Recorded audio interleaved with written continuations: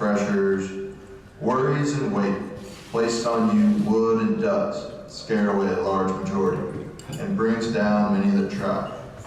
There's no way to capture in words countless helping hands you have extended, long days, short nights, or time away from family and friends that have led you to this elite class of cattlemen that we celebrate tonight. Cattle marketing is a small niche in this day and age, but it is our niche that we love and fight constantly to keep. We fight to keep for the next generation, to pass on what our parents and grandparents instilled in us. The true price discovery is a clean and honest way to showcase cattle and discover their real world value, not just a number that you could find in the paper or online. Bring together hundreds of thousands or even millions of livestock in your lifetime in front of eager buyers and allow our capitalist market to decide the value they hold. You all have adapted through your own down years and persisted, which sweetens the good one.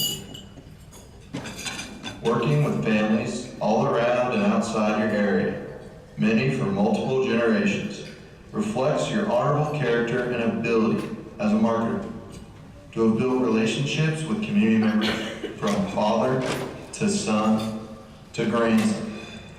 Each of you are a vital part of your region, being a pillar of your commission firm's weekly reunion of collective farmers, ranchers, buyers, sellers, workers, and interested onlookers. You have built a social and economic hub that carries on the same traditions of true price discovery that have been around since the first public auction, the selling of the Roman Empire.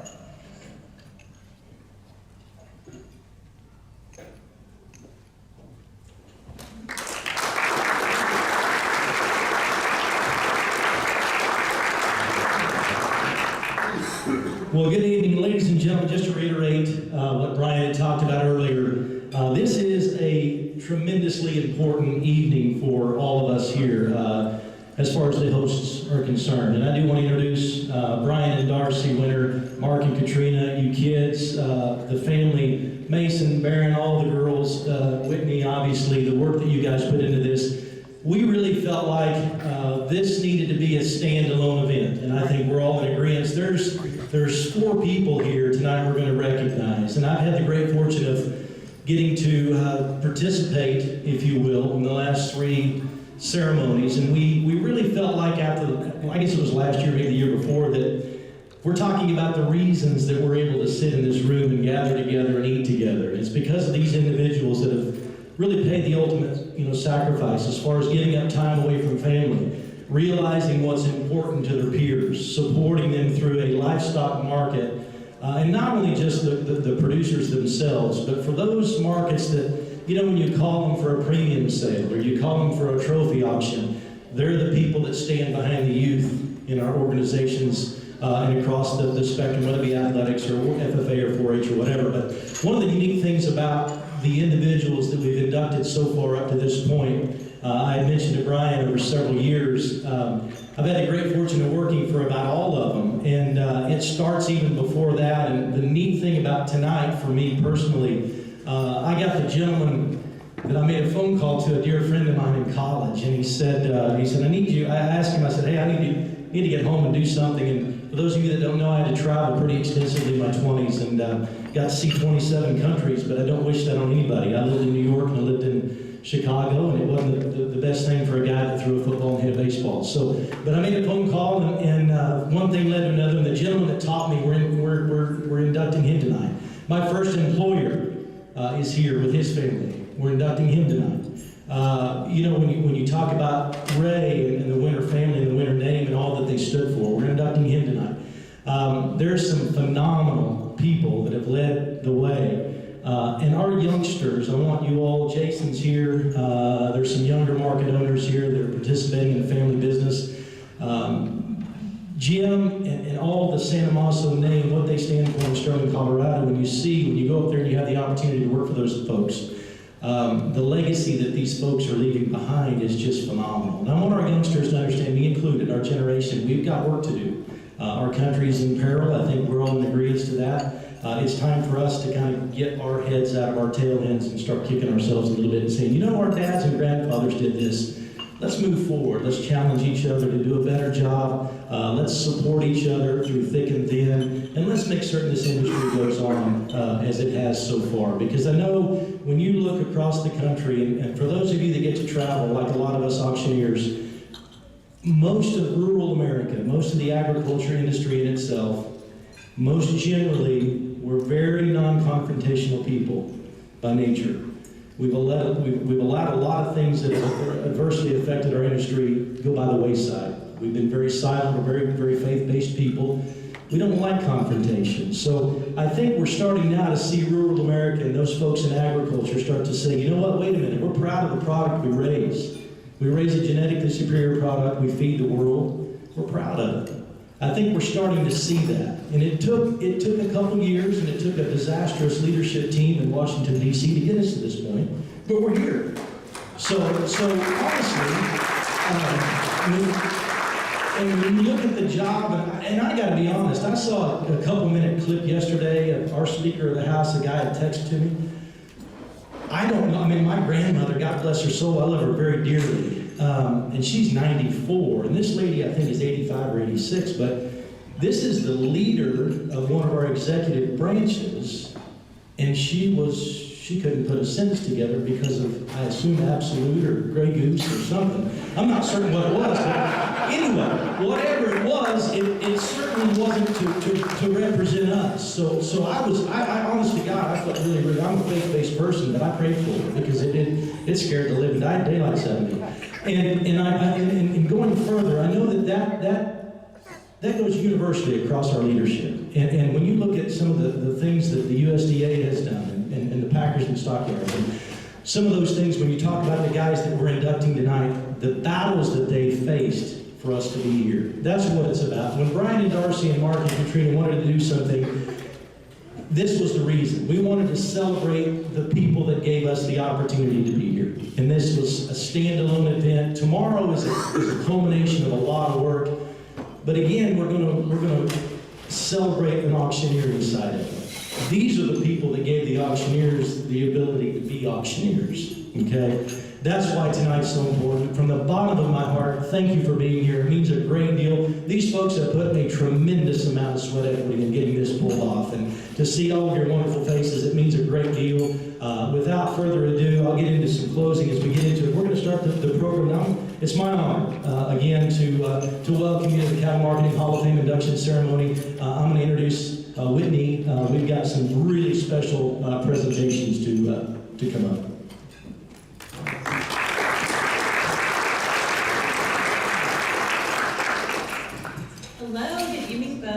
I'm Whitney Winter-Smith, and it is such an honor to join you all in celebrating the accomplishments of some of the greatest achievers and trailblazers in our industry. With this being our first year of having an induction ceremony, I would like to take a moment to recognize our current Hall of Fame members.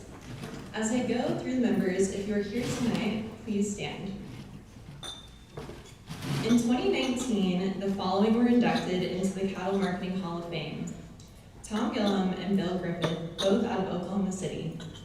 While individually are very accomplished cattlemen, they made their strongest impact in working together as business partners. They started a cattle order buying company in 1970 and later acquired Stockman, Oklahoma Commission Company, as well as Apache Auction Market. These markets are thriving and competitive still today.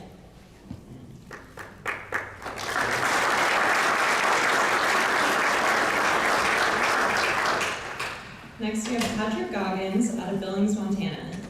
Patrick got his cattle marketing start by writing a weekly column for an agricultural newspaper. He later went on to buy that newspaper in 1961 and then started another one, taking the readership 10 states wide. Several years later, he purchased 2 stockyards, making Billings the second largest market in the country after Amarillo, Texas. Patrick has received numerous recognitions for his national mark on the ag industry.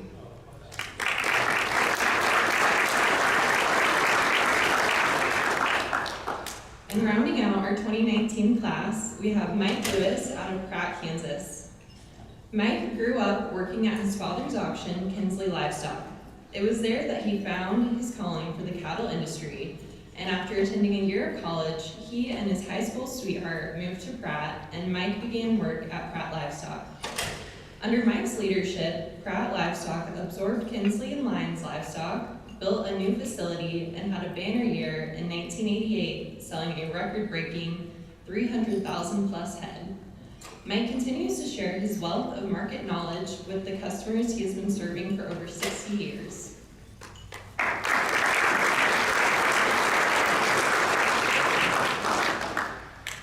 In 2021, the following were inducted into the Cattle Marketing Hall of Fame. Tom Fry, out of Fort Collins, Colorado. Tom is a highly decorated auctioneer as well as market operator. He spent nearly 20 years at Centennial Livestock Auction before purchasing Creston Livestock in 1999. He is a former president of the Iowa Livestock Auction Markets Association, and after selling Creston Livestock in recent years, has moved back to Colorado with his wife and returned to work at Centennial Livestock Auction.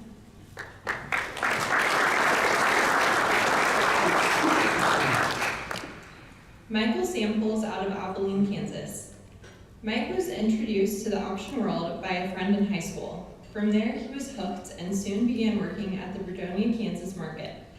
He then went on to manage other barns until 1987, when he and his family moved to Salina, Kansas to manage farmers and ranchers' livestock, which was in poor shape. Under Mike's leadership, the market turned around, becoming the largest market in Kansas for several years running, selling over 200,000 head per year.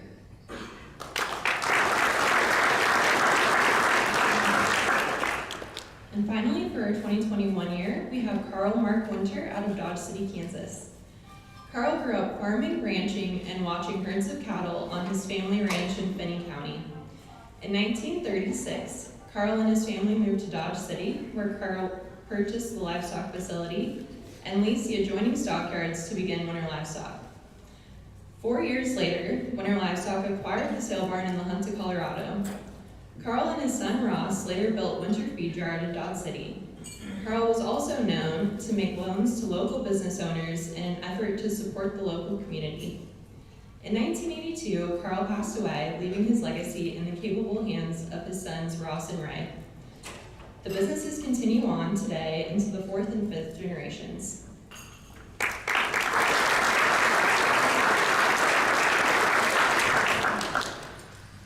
All those who have been inducted into the Cattle Marketing Hall of Fame have made outstanding contributions to the cattle industry.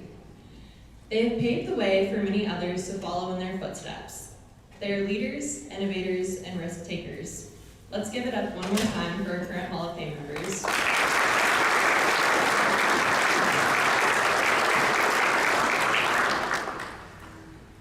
And now, without any further ado, let's welcome this year's class into the Cattle Marketing Hall of Fame.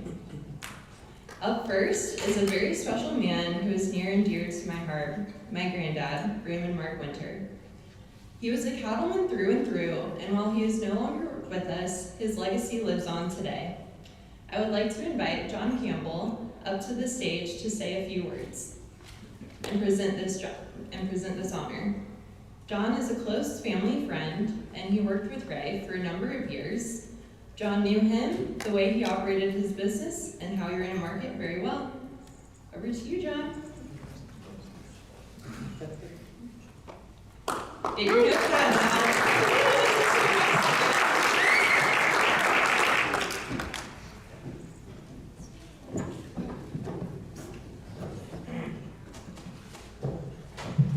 Well, thank you very much. If I had the literary ability, I'd write a series of books, and I would entitle them The Genius of Ray Winter. Ray was an auction owner, a manager. He was a cattle buyer, cattle feeder, commodity trader, rancher, farmer, realtor, banker, financial planner, lawyer, veterinarian, doctor, psychiatrist, statistician, engineer, architect, pioneer, and professional. He could also preach, he could sing, fly an airplane, and if needed, give step-by-step instructions on how to castrate a bobcat. You know, Ray's passion was winter livestock, and his love was his family. He was a master at raising and perfecting each of them. They say the real test of a bull is his progeny. And so unique is this winter family that when given the opportunity, each one has been able to expand and make it better.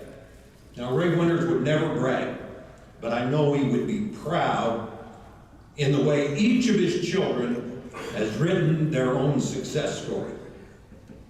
There was no privilege growing up winter.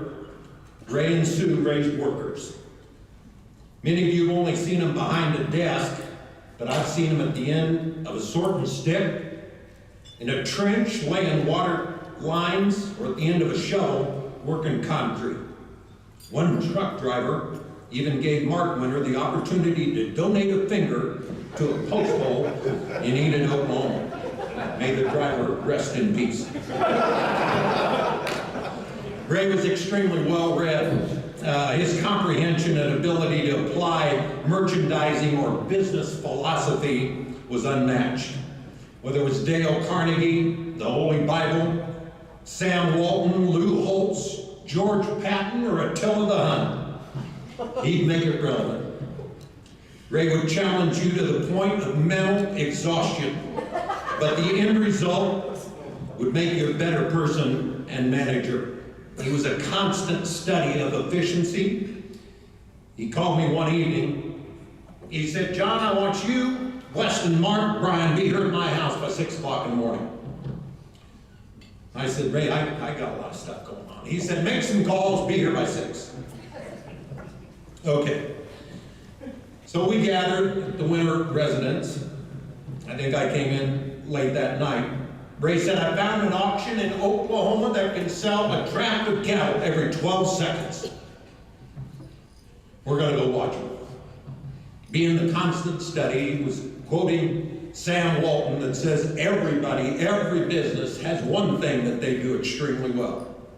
Well, we all loaded up in the car. Ray was famous for car drives, long car drives. And, you know, I think he really just wanted time for all of us to be together, but I was worried as hell we'd get in a car wreck and lose all 5 of us in one shot. Well, we made it to the auction, and they did sell a draft every 12 seconds, but the ring was about the size of a pickup box. They sold them 2 at a time, and I know they had an Olympic gymnast running the ring in both games. He let me know one time, he said, "John, there's 3 things that we can improve on with this phone call." I said, "Okay, Ray. Checks, dock cards, and back tags." He said, "The next time you order checks," he said, "those 5-digit checks have the 5 numbers across the top," he said, "just order them with 4 digits. He said, "The dock cards, 1 through 99. We're not going over 99. And he said, "Try to get a hold of those government guys and see if they will print you back tags with only 3 numbers." Well, in complete dumbfoundment, I said, "Why?" He said, "John, I'm telling you, we can reduce the workload and the margin of error with those 3 moves by 20 to 25%. And he meant it. And we did. You know, Ray was an excellent judge of character and excellent at fitting a person into the right position. When I went to manage La Junta, he said, "John, build your own team. There may not be one person there that you can keep. You might have to get rid of everyone." Well, I was scared to death. He said, "Surround yourself with the people that will go to war with you." He said, "You need balance. You need so many people in their 20s, so many in their 30s, 40s, 50s, and 60s. He said, failure to do that, you'll all get old at the same time." He would hire superstars, and he said to find a superstar, they've probably already got a job, and you'll have to go hunt them down. College grads, every one of them will bounce twice before they ever figure out what the hell they want to do. Stay away from it. You know, Ray would surround himself with advisors, and he'd give them all an honorary PhD degree in their field of expertise. Ray and I were in Dodge City one time, walking down the alley. I opened the gate, threw the chain back over, and he goes, whoa, right there, John. Jim, come here. Jim, come here. Jim, John Campbell. Jim, tell John about those gates.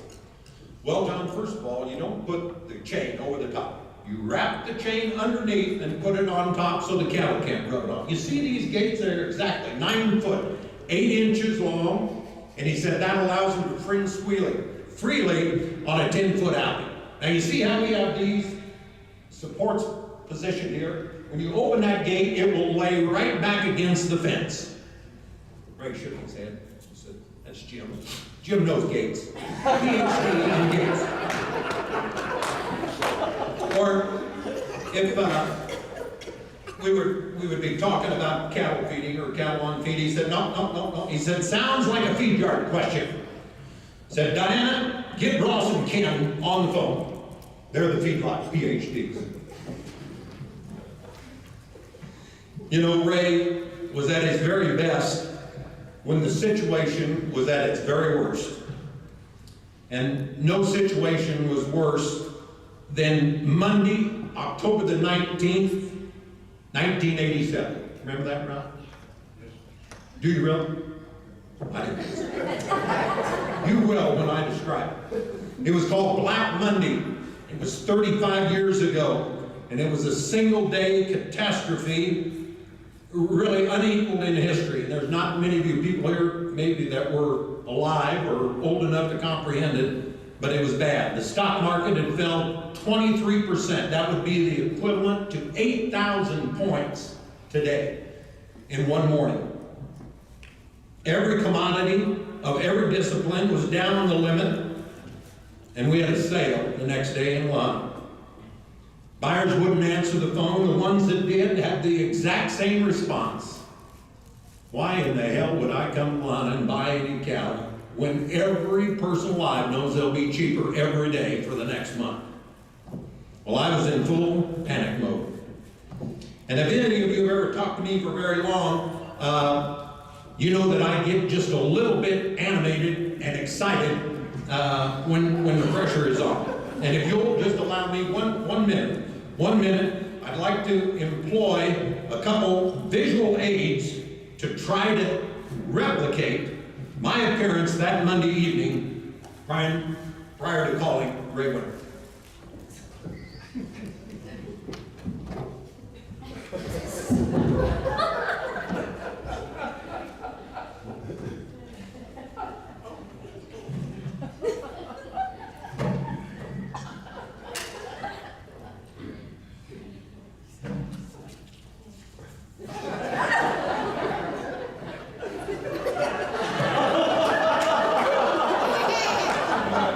Here's how I remember the call.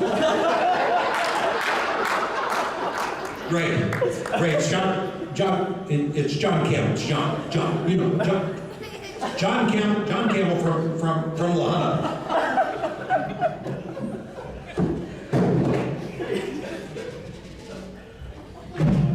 Long distance call. Hello, John. Ray, stock market crash. The business closed. The doors are locked. It's the end of the world. Panic in the streets. We have absolutely no buyers. How many cattle, John? Ray, 10,000. I know we'll have 10,000. We have 9,800. Ray, it's bad. I don't know what to do. Ray, I heard today there was an Oklahoma feedlot guy shot himself in the hand. Hell, he blew his whole hand off just so he wouldn't have to sign a check for the cattle. This is bad. It's bad. How many consigners? Ray, I don't know why in the hell you ask me questions. I have no idea what the answer is. Sorry, I forgot this.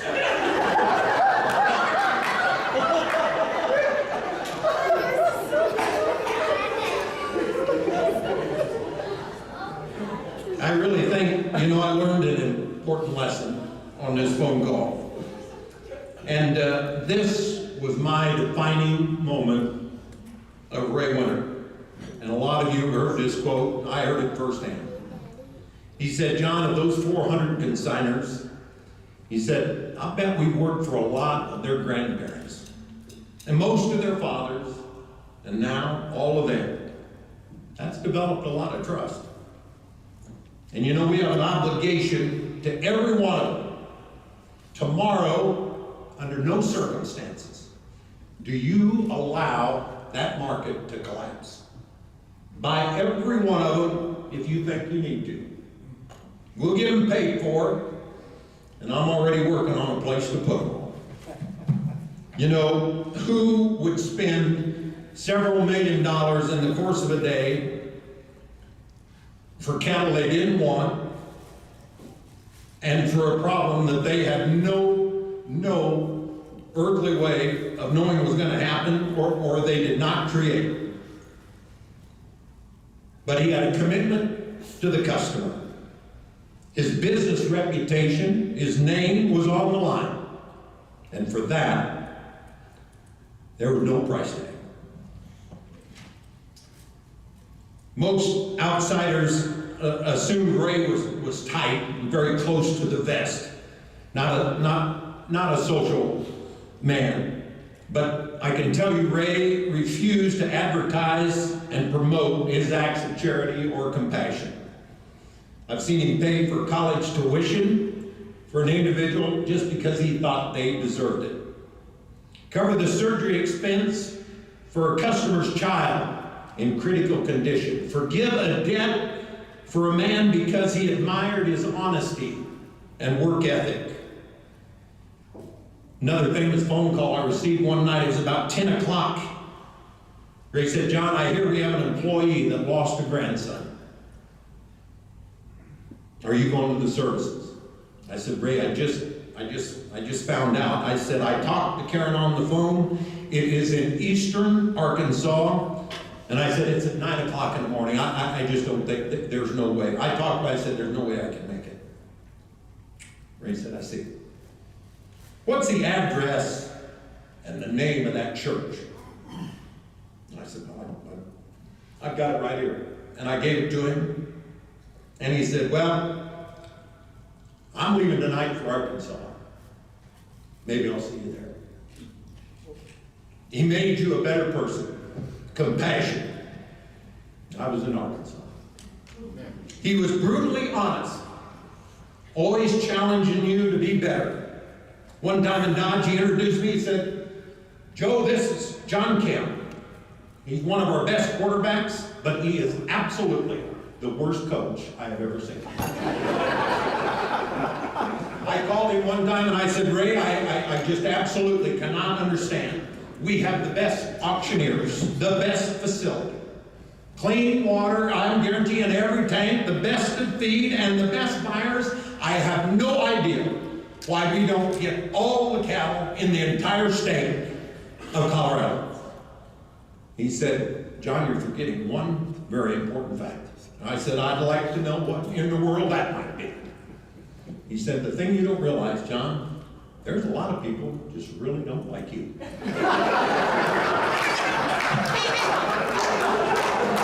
You know, Ray would not be in much favor of all of this attention being directed towards him, but I don't think he'd mind me sharing some of his wisdom.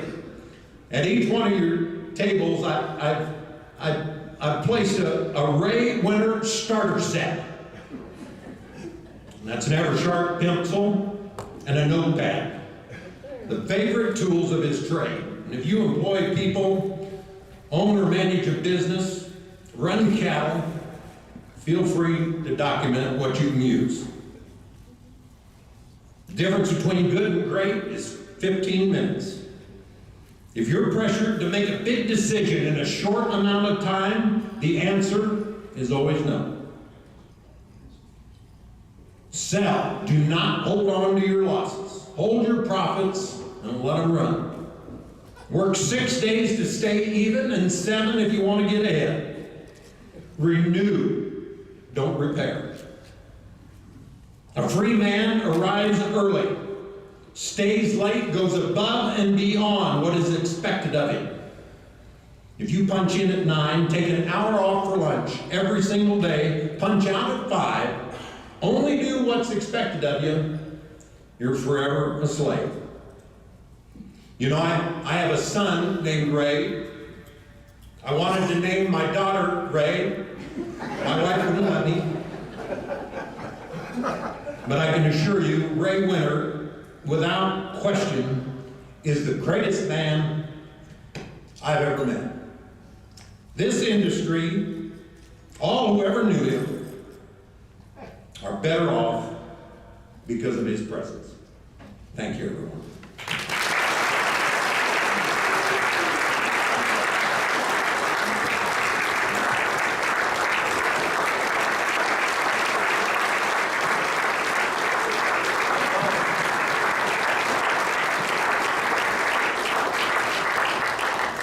Give me about 5 minutes and I'll clean the locker room up and get John his glasses and his underwear and his phone back.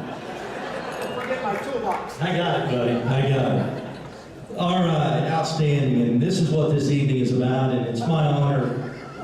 Again, I mentioned a little bit about my first employer, and it's certainly my honor to get to introduce not only a young lady that's going to come up here to help me in a minute, but to talk a little bit about Bob Rodenberger. Bobby was born in January 20th of 19... I'm not going to say the actual year because he probably would appreciate me saying all those kinds of things. But anyway, Bobby was born in Paris, Texas, and he was raised on a small farm in Amherst, Oklahoma, and graduated from Amherst High School in 1976. Bobby is a cowboy. He's an Oklahoma State cowboy. Yeah, we can have all the applause. There we go. You bet. There's my Okies. Bobby began working for Cooper Livestock at the Oklahoma National Stockyards in 1983. Which was his first step in a lasting career in the cattle industry. And I could go on and read Bobby's bio that you've all got right here, but I'm going to tell you about Bobby. Again, I don't see Rachel's not here. Anyway, there's a P&S lady, their name is Rachel, and I get the great fortune of seeing Rachel and several of her teammates occasionally from sale barn to sale barn. And so this is going to be as politically correct as we can make it without her being here. Because Rachel and I have a running joke. I've always asked her every time I see her to stockyards, tell me the packing houses you've been to the last couple of weeks. Anyway, so I can say this because I don't know if she knows where a packing house is. But Bobby, and Greg can attest this, we had the great fortune of sitting next to Bobby, and I was green, folks. I mean, when I say green, I mean green. Ralph gave me a toolbox and sent me out, and Bobby hired me, and I didn't know come here from Sikkim, but I still have a scar on the inside of my left shoulder of Bobby sitting there, and it didn't matter if it was a Holstein model baby or if it was a load of yearlings, we were going to get the money. And Bobby was a guy that I learned from the very first day I sat behind the microphone. It was about the customer. We are here to serve our customers. We're not here to make friends with the buyers.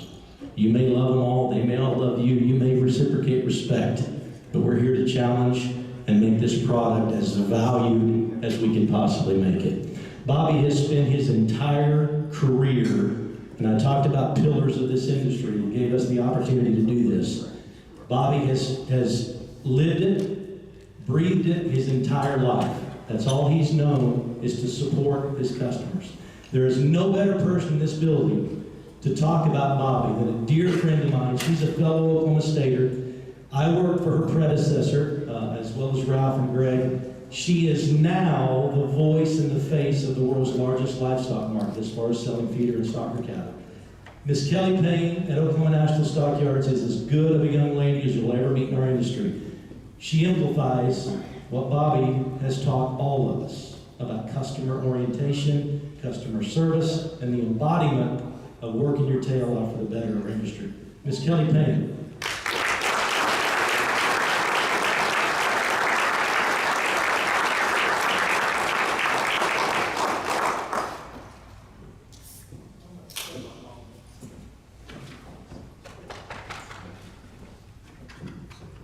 First of all, I did not know I was going to have the phone. I'm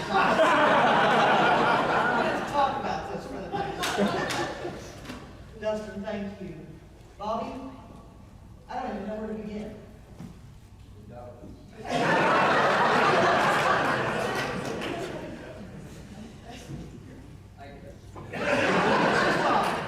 I'm going to do it. on me to make this thing right. First, I'm very humbled to be here and honored to be here. I've had the privilege of working for Tom and Bill, previous winners, and now Bobby, and I would not be where I'm at today, but it's not about me. As Dustin spoke and John mentioned as well, I think all of us in here can say the same things about folks that have mentored us. They made us better people. The customer is the focus. We've all got tons and tons of stories we could tell. Some good, some bad. He's giving me the evil eye. I was 2 droughts, I guess, back to back. I had the opportunity to work with Bob and this wonderful team that's sitting over here on this side of the room. And I was pretty green myself. I came from Tom and Bill's office, had grown up in the stockyards, but being directly involved where I was where Bob had placed me was a little bit different for me. And I remember that first sail back after the 4th of July, we'd taken off like most of us do, and boy, I don't think the trailer stopped all the way down to downtown Apache. And we were about 12, 14 hours into the sail with no end in sight, and I was going to be moved from the office into the pinning spot, and I had never pinned. And Bobby said, "You can do this." He didn't say it that nice. And I said, "Bobby, I've never done this before." And he said, "It's a simple grid system. Figure it out." You figure it out in a hurry. Bobby is, I guess I've probably always known him to be in my life. As a stockyards rat, he was there. I mean, starting out in the late 70s, early 80s there at Oklahoma National Stockyards, he was just a staple of what made that stockyards great. And then to see him go on and start running the Apache auction and then the video, something that we'd never even had that in Oklahoma and in Texas, and to give customers another opportunity and a different way to market their cattle was fantastic. The employees that he had working the video, and I see Caleb, it's so nice to see you all. But everybody that he's employed, he put a lot of faith into, and it was always, you can do this, you can do this. And that's what makes it great. And what that did for me was help me as I went on in my career to instill that in my employees too.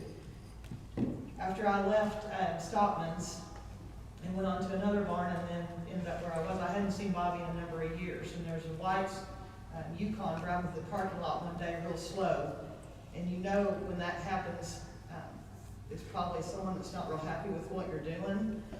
And this window slowly rolls down. And I thought, oh gosh. And then Bobby. "Hey, Kel." And he said, "I'm proud of you." And Bobby Rosenberger told me he was proud of me. I mean, as much as my own father, who's sitting back here tonight too, to tell me he was proud of me. That meant a lot. Some of those bigger runs down there at Apache and John, we're probably going to echo the same things throughout the evening. Bobby will get out there in the alleys and work with you. He'll get out there and work the tub. He'll build in cattle. He'll do anything. And Teresa, his office manager for a number of years, I remember her telling me one day, she said, "You're going to come in here one morning and Bobby's going to have these buildings put in, but double check the liens. We don't want to." But he just instilled family values and the customer values in me, and it was just so important. And I just appreciate everything that you have done for me, Bobby. You can kill me on Monday. I've already got you on the front page of the paper when you go back.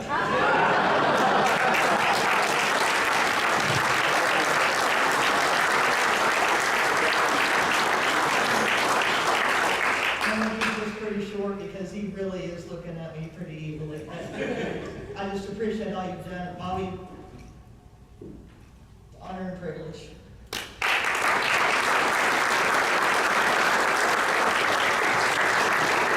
And Bobby, I'm going to have you down here if you don't mind. I'm going to tell Bobby also, as we recognize him, you know this, but I wouldn't be here if it wasn't for you. I appreciate putting me up at the Huckleberry Inn in Sorrel, Oklahoma every Friday night.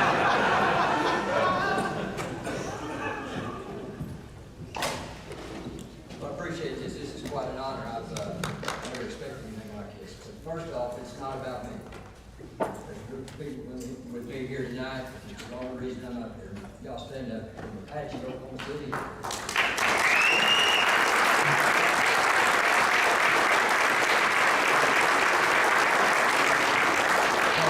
I'm here. I don't have any employees, I've got a lot of people I work with. And, old man told me when I started this business, he said, "You'll hire somebody smarter than you, you're stupid." He said, because you can hire people to hold gates and work for you, but you can hire somebody smarter than you, so you don't have to do all the work. And that's what I did. Somebody said something about the video. The only reason I started video, this gentleman sitting right here, I worked with for several years in Oklahoma City, and he left, and I knew where he was going, right in my backyard. And I had to go put one in to compete against him, he's gonna get all the hazard. Good to see you, Ray.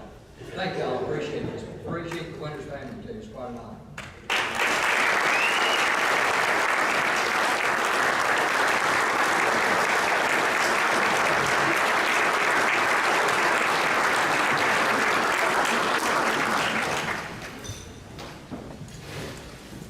Our next inductee is a cattle industry activist, well known for his generosity and community involvement. Jim Santomaso has continued to fight for Colorado agriculture throughout his career through his civic involvement. I would like to invite his son, Jason Santomaso, up to the stage to say a few words and present some word to his father. I actually had the chance to interview Jason a few weeks ago on Trail Boss, and the work he and his family are doing is quite impressive. I wouldn't be surprised if we see him up here someday as well. Thank you, Jason.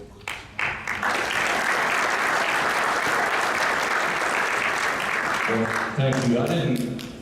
When Whitney asked me to do this, I wasn't sure what I was supposed to do, and if you would have said John Campbell was going to give one too, I'd have known to be a little more prepared. My dad started in 1971 at Sterling Livestock, working for my grandfather, Bud Vandenberg, and I think, can I take that up there?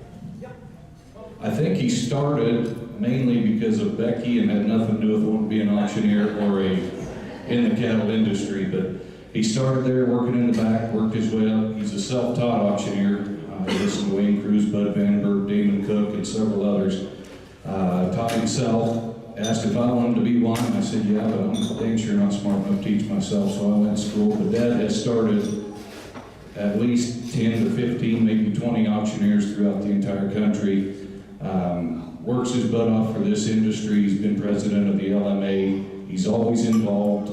He was awarded from the Sterling Elks the Distinguished Gentleman of the Year award this year, among several other awards. He is an industry icon, in my opinion. He is probably the greatest auctioneer I've ever heard, and I have a lot of friends like this man up here that are world champions, but I would put him ahead of anybody, and I'm just absolutely honored that I get to call him my father, and I get to work beside him every day.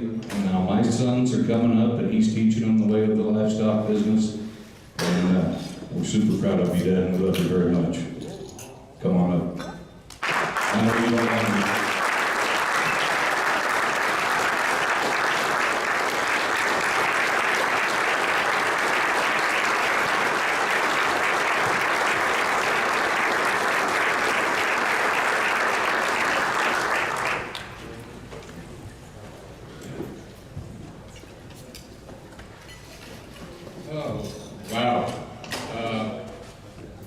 If I'd have known John Campbell was going to give a speech, I'd have stayed home and let Jason talk for me also.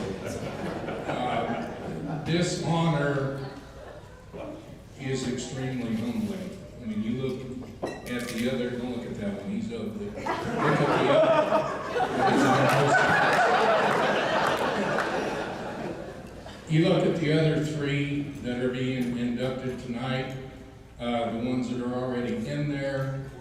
Now, folks, those people are tall, and I'm kind of a short guy. It means the world to me. It's so humbling to have my name included with the names that are coming tonight and the names that are in there. This is the greatest honor I've ever had. Bob, you mentioned your crew, not really your crew, your friends, I assume, I'm reading between the lines.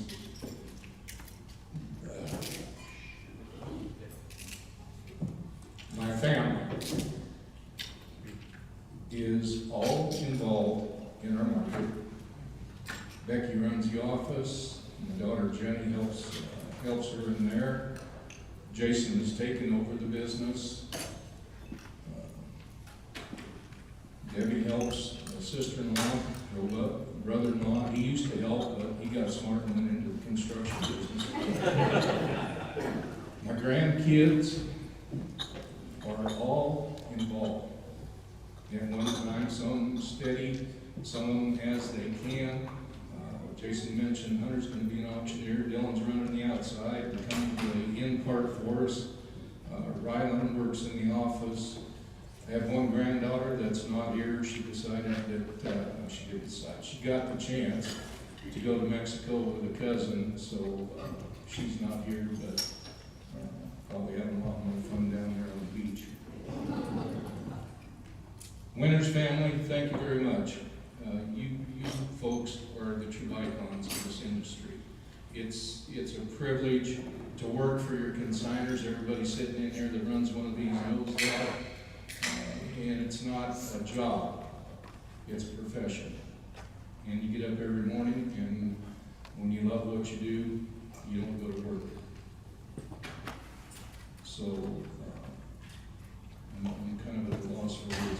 If you know a market owner, someone of an auctioneer that's at a loss for words, you're looking at one right now. But anyway, thank you, everybody. Winners, thank you. You auctioneers tomorrow, good luck to all of you. I know a lot of you. The best of luck to each and every one of you. Have fun. And thank you, folks. I'm done. I truly appreciate this honor. It's the greatest one I've ever had in my life.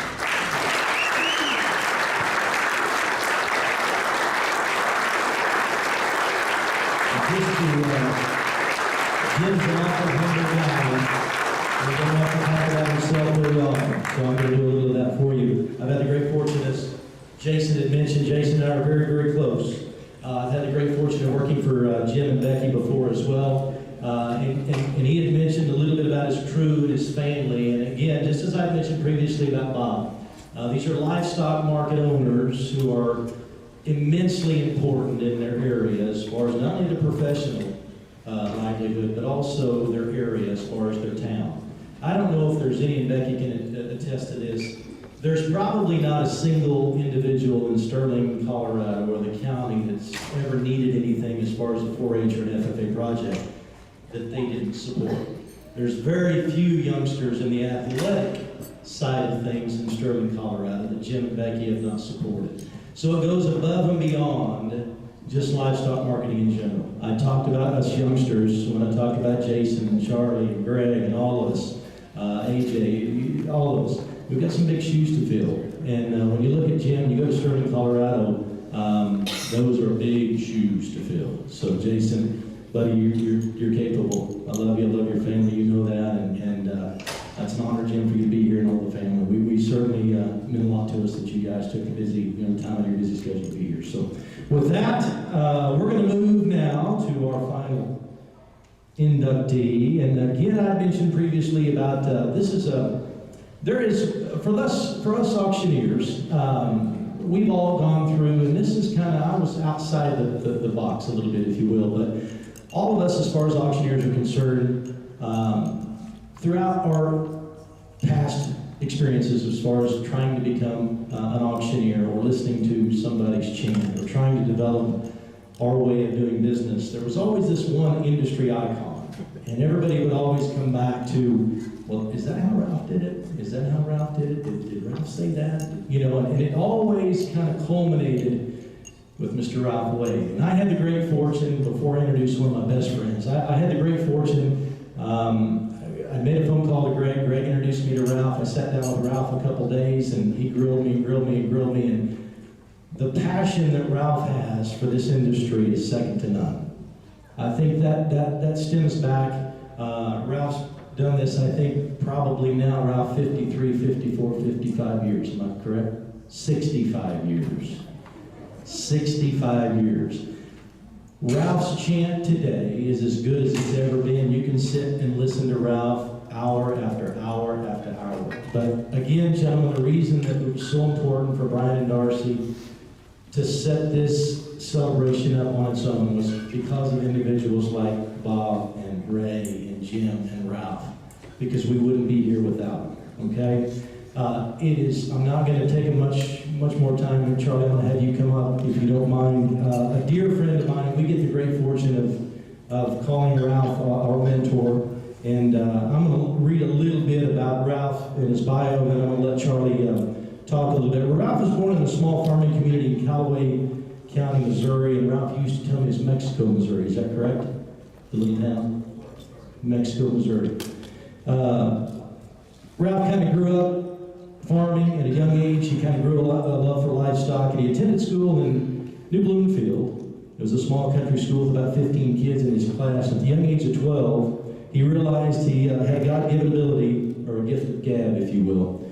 And from that point on, Ralph later attended auction school, and from there, I think everybody knows a legend was made. So with that, I'm going to introduce Charly Cummings. He's a 2011 World Livestock Auctioneering Champion. He was our King of the Ring champion here in 2019.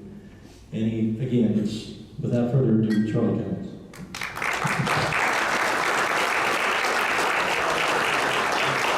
I'm so glad you took this out. It makes so much more sense to hold it. Looks too professional to stand up here without it. Well, I'll tell you what, I sell a lot of different events and do a lot of different things, but I think this evening it's only fitting that if you look to your left and you look to your right and see the people that's around you, we've got it all right here. We are blessed people. I haven't got to hug Glenn's neck in 6-7 years, and he's seen my wife and called her by name. And I see Clay and see Jim Santomaso was the president when I had the opportunity to win. And I mean, just the camaraderie that we're able to share and the family that we're able to become is phenomenal. But when I got called and was told that Ralph was nominated for this and that Ralph had won this and that I was gonna need to come and say a few words, I said, well, I won't be able to make it because I'm supposed to take my boat on a bachelor party. That sounds like a heck of a lot more fun than talking about one of my best friends. And I got to thinking about that on the drive out here this morning. I don't think I've ever looked at Ralph and said, you're one of my best damn friends. I cannot believe, you know, a young guy that wins the world and Jim Oldham gives him an opportunity to come before Superior Livestock and to leave that day with a job and then to get a call from an even greater man in Kenny Wilcox to congratulate you. That's a good man. And then for a man to be able to take me by the hand and lead me to where I'm in today and to become what I am today is because of Ralph. And I think all of us can look around and think about the auctioneers and think about what Ralph is. Like Dustin mentioned, he's a legend. And I think about what Spanky Asser said one time when he was inducting somebody in the Hall of Fame. And in the bright year of February 2nd, 1887, they gathered around a wooden box. And it was locked. They were all there, had their big top hats on, and they're waiting to see what comes out of this wooden box on February 2nd, 1887. Anybody know what February the 2nd is? Groundhog Day. And they're hollering, Phil, Phil, Phil, and they're cheering. They're waiting for this to come out. And I was looking at that and I was going, that's Ralph, Ralph, Ralph. Yeah. Well, Ralph come out of the box right after Ed did, right after Ed gave him a great chance, and he never looked back at his shadow. And he changed the way we, as auctioneers, sell. Anybody got a VHS tape? Auctioneering My Way? Anybody got a bobblehead doll from Mr. Ralph? Right? I mean, he is literally the, he's the George Strait of what we are. He put him at the top of the charts at what we do as auctioneers. Now, not everybody wants to say, $1 down here, but most of us try it. And everybody wants to say quarter lump, and I still can't do it. And there ain't anybody gets me more razzed about it than Ralph. But for him to be able to take what he did in 1974 when he won the world, and be able to take that chant, be able to take that bid call, and be able to put it into something that each and every one of us want to use. I can still remember after I won the world and getting a call from Mark Winter and said, would you be interested? Where are you from in Kansas? Who are you? Where exactly are you at? I have an airplane. But I can still remember 2 years ago at the end of the King of the Ring, when Ralph was there, I can remember Mark saying, he is outstanding. He is unbelievable. And there's nothing worse. You can ask this year's champion. There's nothing worse when you get down and Ralph gets up behind you. July 31st, 1944. This Sunday, he's going to be the spry age of 81, 77, 73, 78, 64. I'll let you do the math. He's going to be 78 years old, and he will sell your ass under the table. I mean, and you know what? Yes.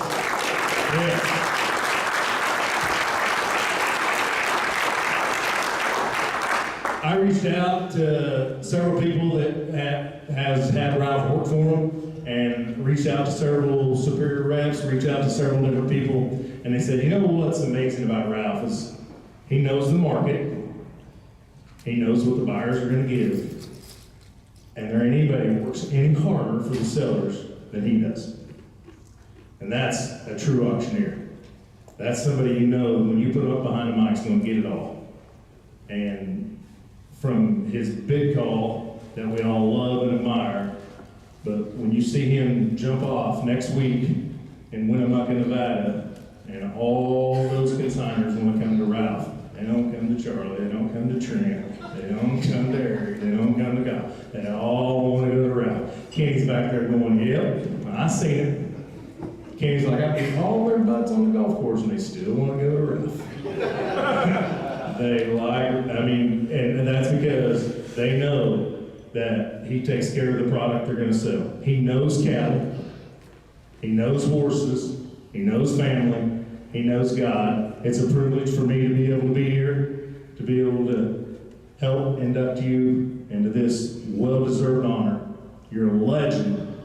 You've completely changed from 1974 even till now, the way all of us auctioneers feel and the way we try to sound like you. Thank you and congratulations.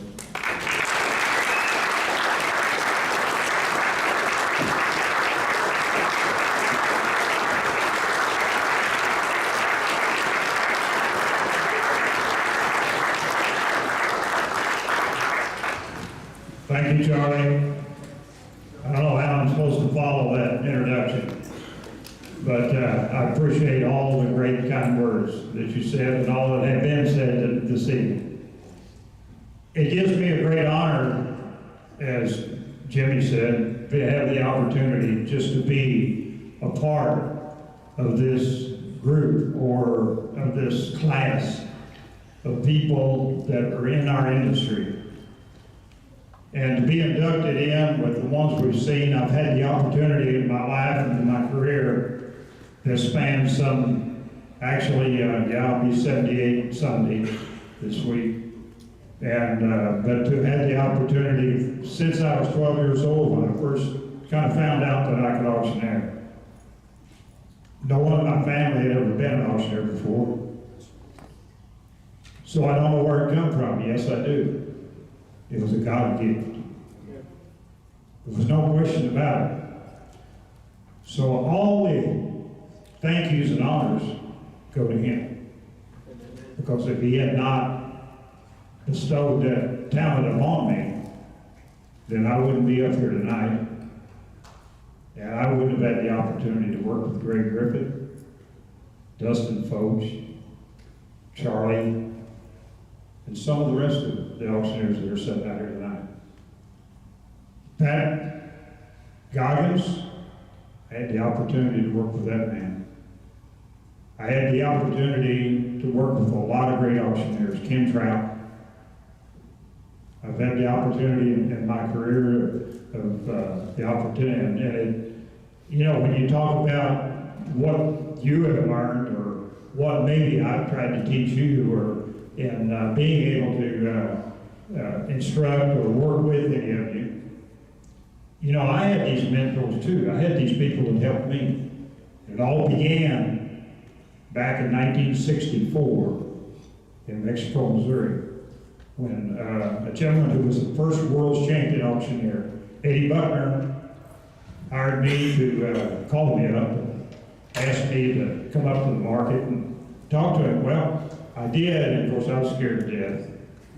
But when I was seeing, I was pretty green. I'd gone to auctioneer school in 1962.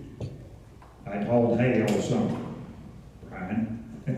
Saved my money for the tuition and a Greyhound bus ride to Mason City, Iowa, to the Rice School of Auctioneering, which has become the worldwide college of auctioneering. That's where I went to auctioneer school.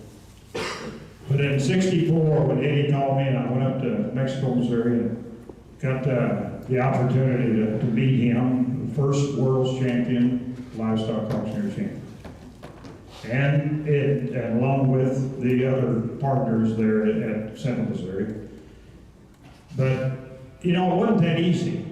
And I know that all you auctioneers, a lot of you sitting out there, realize it. My first 3 years, I didn't realize this at the time, of course, of what kind of instruction that I was getting. But the first 3 years that I worked in Central Missouri, I worked the ring. We sold 5 days a week there in Central Missouri. It was way above its time. I don't know whether any of you had ever been there, ever seen it, or know of it. It was the first ring scale back in 1962. Think about that. The auditorium held over 500 people.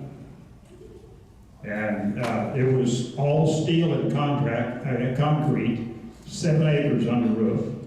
I mean, it was totally way before its time, actually. But we sold 5 days a week, so I worked around for Eddie. Open and shut the gates. We sold butcher hogs 3 days a week, so feeder cattle, stocker cattle on Tuesday, Friday was fat cattle day, along with feeder pigs. So I got, you know, plenty of time to work that rank. And there's one thing about it, Eddie, when he would be up there selling, he always didn't use a gavel, he used a hose, rubber hose about that long. And Eddie'd be up there selling, he'd stop and make a speech about his, whatever he had.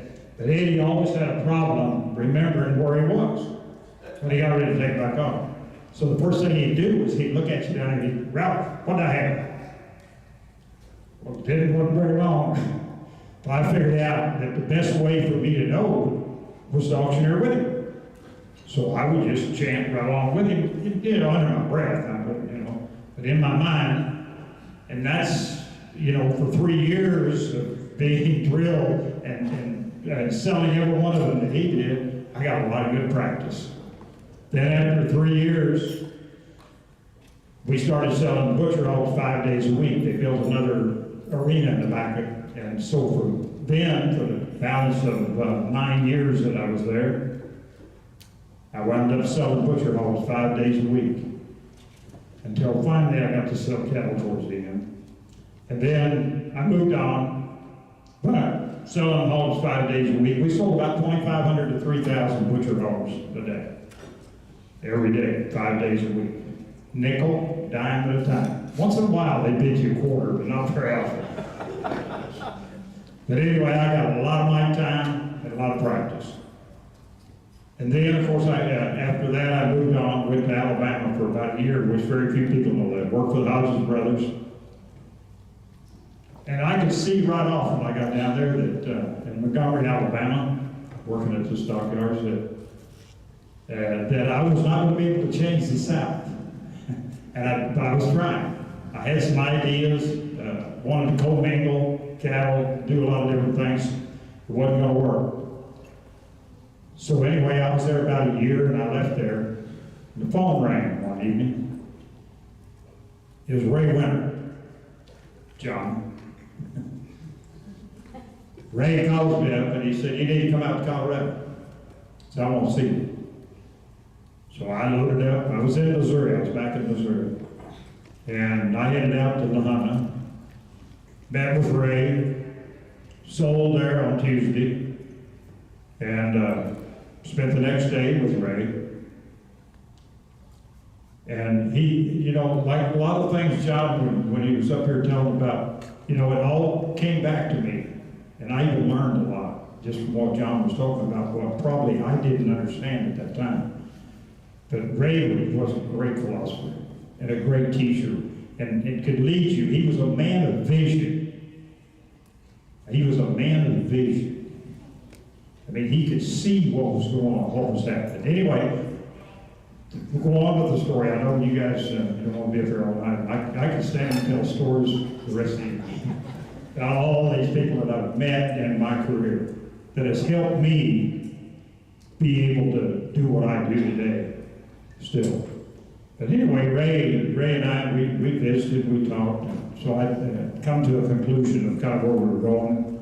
And I wound up going and spending a couple of days with an old friend of mine, Ron Ball, world champion auctioneer up in Brush, Colorado. And I was up there, and the other auctioneer got sick while he was there. Gail Cass was the auctioneer, and he ruptured himself. Anyway, he got sick and he couldn't sell, so I was there on that Friday, and I helped Ron sell. He sent Bob Walker up there and said, "Bob, go see if he'll help me with Mark." So of course I did, and I sold. And so then they had a Holstein sale on Monday, and I stayed there and helped with the Holstein sale. Actually, I was needing money. It'd been a while since the payday. So I stayed and I helped tell the Holstein sale. Went back down to visit with Ray and made a decision that I was going to freelance and sell in other states. So I wound up in Colorado, working in a lot of different markets. Brush in 1974 had the opportunity and great fortune to win the world's champion. From there, I mean, it was all types of cattle business. I fed cattle, I ordered bought, and I sold sales all over the country up there. Got into the purebred, bought me an airplane, put 3,300 hours on a Bonanza V-tail, had a great time. Seen a lot of country, met a lot of people. As I said, I got the opportunity to work with some of the greatest cattlemen and market cattle with some of the greatest cattlemen. I'll take a little cliche from a good friend of mine that's passed on, but he was one of the great cattle industry icons and cattle dealers there ever was, Phil Stack. Phil and I used to fly around quite a bit together. He wrote a book called I Make a Lot of Tracks. If he hadn't wrote that book, I think I would have. But that's kind of me. I've had the opportunity to make a lot of tracks. I've traveled a lot of roads. There's been a lot of roads and a lot of trails to travel. Some of them were good, some of them were rough. Some of them didn't turn out the way I wanted them to. But a lot of them were downhill and shady all the way. So it's been a great turn, it's been a great move. And I just have some people that I need to thank. And the Lord is, of course, the main one that I give all the thanks to. But my lovely wife, Karen, over here, has been with me now for 30-some years. That doll that Charly was talking about, she is the one that came up with the idea of the Ralphie doll. And anyway, we did that program. And I, of course, want to thank Charly for the speech that he gave for me tonight, nomination and all. And the Winter family, as of course meeting Ray back when I did, and knowing the Winter family, and having the opportunity over all those years to see what great marketers they were, to see that even though I wasn't there, I could see the vision and where they were going and where they were moving to and what they were doing for this great industry that we're in. And to be able to market cattle, the auction method and price discovery that we do with the auction method of marketing our product is just, so gratifying. Also, I want to thank my son for always being there, and always came all the way down from Denver, Colorado. He's a banker. Anyway, Paris, he came all the way down, but always believing in me. My daughter that couldn't be here tonight, Stephanie, thank you so much for always believing in me and always being there. And I think probably one of the greatest accomplishments that I have in what I've done is, like Dustin was talking about, and Charly, Greg, all of them, I've had the opportunity to give back what the Lord gave to me. And being able to teach and being able to help you.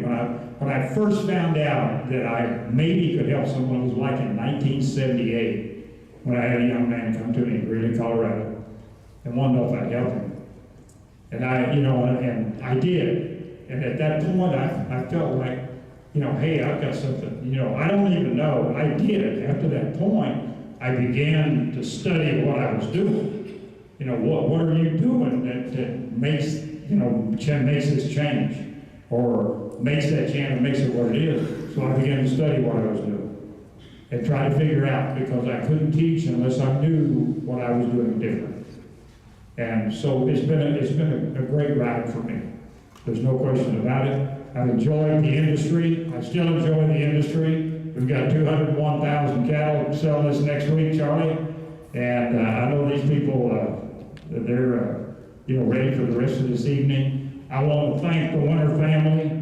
I want to thank you for everything you've done for our industry, but more so than that, creating this cattleman's, the marketeering and the Hall of Fame.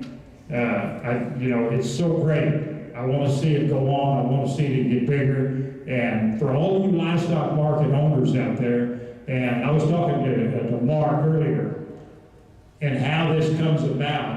And if you can talk to the other markets and get them to work with you and that can promote this, I think it's one of the greatest things, that it can lead us a long ways down the road with, helping, as Dustin talked about, in our industry and what can be done and getting out in front of the people. But I think the more that you can help them promote this through your markets and through what you do in nominating and putting effort forward in bringing these people into this Hall of Fame, how much more we do for our industry.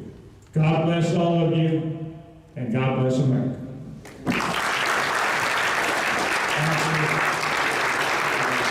I'm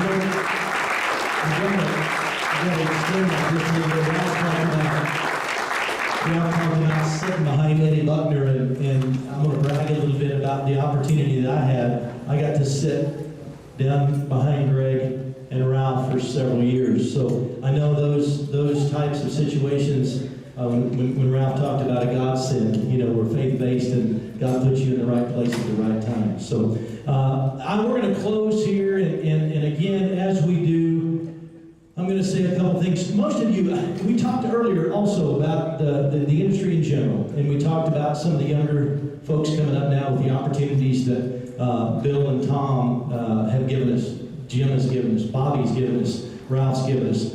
And this is directly to you young guys. I want to challenge you with something. And Brian and Darcy and Mark and Katrina have heard this story, but for those of you that watch, I'm going to tell you a little secret about what outside America thinks about rural America, if you will. There's a series that my wife is in love with called Yellowstone. I'm sure most of you have seen it. Before Yellowstone started, it was February the 3rd or 4th, and I had a uterine prolapse about 3:30 in the morning on a heifer. So in the midst of trying to pull the calf and save a heifer, I dropped my cell phone trying to call a veterinarian. So underneath placenta and heifer, and I'm laying it sleeping, And I'm laying there, I'm trying to get all this stuff done, and then, I don't know, it was a week or two after that, she said, I want you to come down. I'm a Kevin Costner fan. She said, you know that, I want you to watch this new series coming out called Yellowstone. I said, okay. And this, again, is what the outside people think of our industry. So the very first episode, post-traumatic syndrome, me, after this uterine prolapse, they're driving down the road, and this guy that everybody loves called Rip, okay? And Kevin Costner in this brand new Dodge.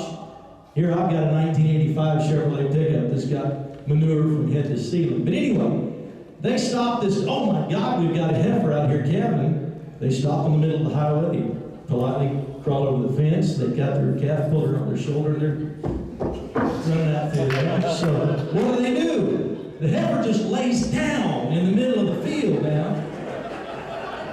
They roll their old leg up, they get this calf puller, wham! And I mean outshoots a 275-pound calf. I said, holy crap, Jordan! I'm leaving him in the road too damn long. So, in all seriousness, I'm being serious now. This is the outsiders, if you will, of what we do.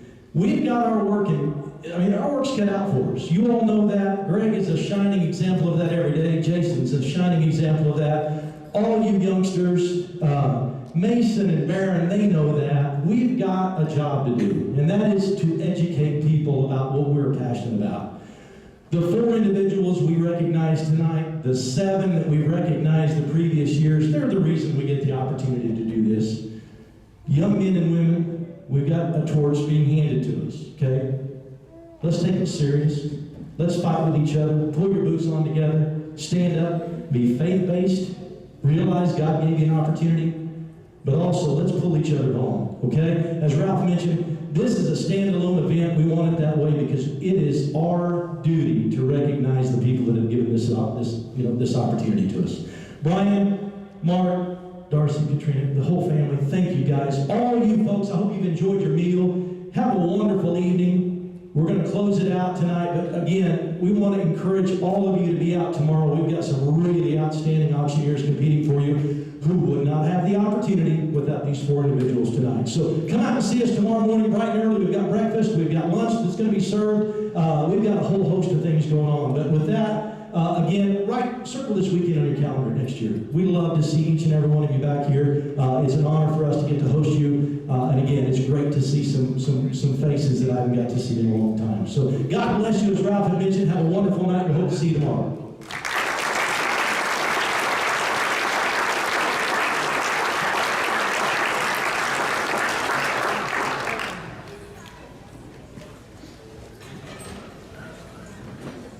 And I'm told the casino's over.